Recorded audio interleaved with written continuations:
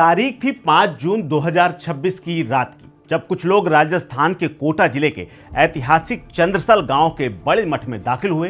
रात का अंधेरा था तो वक्त था करीब 12 बजे का, जब अज्ञात बदमाश सदियों पुराने और ऐतिहासिक चंद्रसल मठ में दाखिल हुए और दाखिल होकर के वो कर बैठे जिसकी उम्मीद किसी को नहीं थी। इन कातिलों ने वो किया जिससे सरकार तक हिल गई। इनके इरादे इतने खौफनाक और खतरनाक थे कि कुछ भी करने को आमादा थे, लेकिन टारगेट फिक्स था। इसीलिए इन बदमाशों ने पूरी प्लानिंग के साथ सबसे पहले मठ के तमाम उन कमरों का जायजा लिया और कई पुजारियों के कमरों को इसलिए बंद कर दिया ताकि कोई बीच में खलल न डाल सके।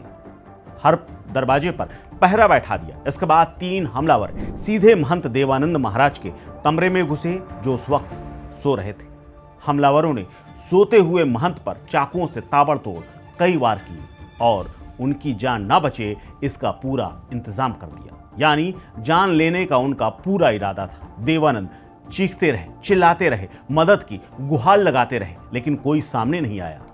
कुल मिलाकर के कुल 26 वार किए गए और पूरे कमरे को खून खून कर दिया गया। बदमाश देवानंद को लहूलुहान छोड़ करके वहां से फरार हो गए। बदमाश जब भाग गए तो दूसरे महंतों ने बाहर निकल करके आकर के देखा और पुलिस को सूचना दी, लेकिन तब तक बहुत देर हो चुकी थी। देवानंद महाराज अस्पताल ले जाए गए थे, लेकिन उनके बीच में ही उनकी मौत हो चुकी थी। कोटा के चंद्रसल मठ के महंत देवानंद महाराज की हत्या का मामला ऐसा था जिसने पूरे संत समाज को हिला करके रख दिया था। राजस्थान में पहले ऐसा कभी नहीं हुआ था, क्योंकि मठ 10 शताब्दी से भी ज्यादा पुराना था, इसीलिए इसकी महत्ता भी थी। भजनलाल सरकार पूरी तरह से इस मामले में नजर बना करके रखे हुई थी, लेकिन करीब 1 हफ्ते तक पुलिस हाथ पैर मारती रही, उसके हाथ खाली रहे। लेकिन फिर कॉल डिटेल, मठ में चल रही अंदरूनी राजनीति और इलाके के लोगों से जब मैन टू मैन बात की गई तो सुराग लगने शुरू हो गए। पता चला कि गद्दी की लड़ाई को लेकर के बीते काफी समय से रार चल रही है। पुलिस ब्लाइंड मर्डर की गुत्थियों को सुलझाने का अब दावा कर रही है। कुछ लोगों को पकड़ा भी है, तो मामले में पता चला है कि 700 बीघे की जमीन और करोड़ों की संपत्ति का नया एंगल इसमें दिख गया है। इस पूरी वारदात के पीछे कोई बाहरी डकैत या चोर नहीं थे, बल्कि करोड़ों की जायदाद और मठ की गद्दी पर कब्जे का पूरा प्लान था। महंत देवानंद महाराज हत्याकांड में एक महिला समेत 3 आरोपियों को गिरफ्तार किया जा चुका है, जबकि एक नाबालिग को भी उठा लिया गया है। पुलिस के मुताबिक इस पूरे हत्याकांड में मठ से जुड़े हुए कुछ लोग और सरकारी कर्मचारी तक शामिल थे।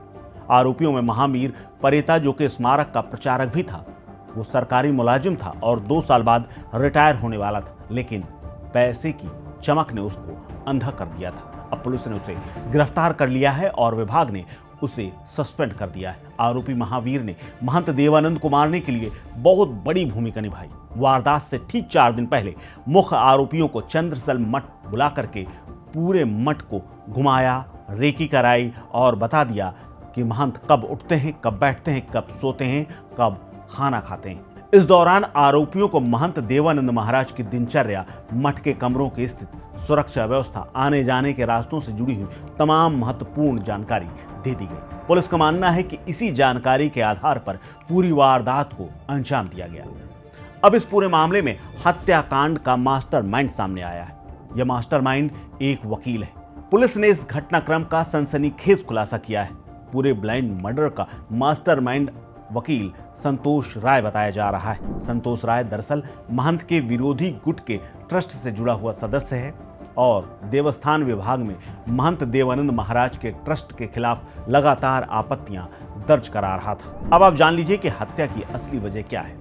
दरअसल हत्या की मुख्य वजह है इस मठ की 750 बीघे के आसपास जमीन, जो कि करोड़ों की। इसके अलावा करोड़ों का फंड चंद्रसल मठ के बैंक में जमा हुआ है, यानी विशाल संपत्ति ही इस कत्ल की मुख्य वजह बनी। जमीन मठ के नाम पर है और अलग अलग राजस्व गांवों में करीब 750 बीघा तक दर्ज है। बैंक बैलेंस की बात करें तो राजस्व रिकॉर्ड और पुलिस जांच के मुताबिक चंद्रसल मठ महादेव के बैंक खातों में करीब 4 करोड़ 35 लाख रुपए जमा है। संतोष राय इसी 750 बीघे की जमीन और करोड़ों के फंड पर अपना हाथ चाहता था, यानी कब्जाना चाहता था। उसे पता था कि जब तक महंत देवानंद महाराज जिंदा हैं, गद्दी पर हैं, तब तक कोई इस पूरी संपत्ति को हाथ नहीं लगा सकता। इसका मालिकाना हक पाना तो बहुत दूर की बात है। इस पूरे मामले में 1 लाख रुपए की सुपारी दी गई, रेकी कराई गई। पुलिस ने बताया कि संतोष राय ने इस काम के लिए शूटरों को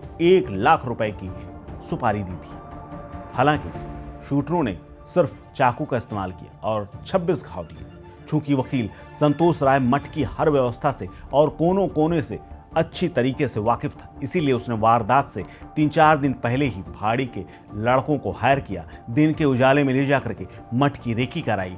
हत्या में कुल 4 लड़कों को शामिल किया, जिनमें से 3 ने अंदर जाकर के चाकुओं से हमला किया और एक बाहर से पूरे मामले पर नजर रखे रहा। गिरफ्तारियां और कार्रवाइयां हो रही हैं।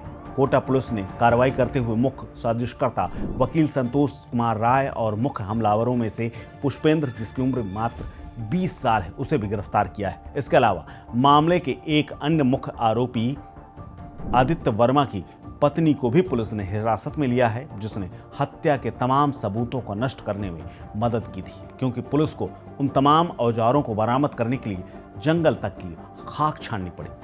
अब आइए आपको बताते हैं कि महंत देवानंद कौन थे, जिनकी जान के दुश्मन मठ की संपत्ति बन गए। दरअसल साल 2018 में पहली बार उन्होंने महंतई शुरू की। राजस्थान के सवाई माधोपुर जिले के रजवाना गांव में पैदा हुए देवशंकर पोसवाल का विवाह साल 2006 में 15 साल की उम्र में हो गया था। देवानंद ने 2018 में घर छोड़ दिया और संसार को त्याग दिया। इसके बाद वो चंद साल मठ आ गए और इसी नाम से जाने जाने वाले दशनाम सन्यासी संप्रदाय के अंतर्गत आने वाले जूना अखाड़ा से जुड़ गए।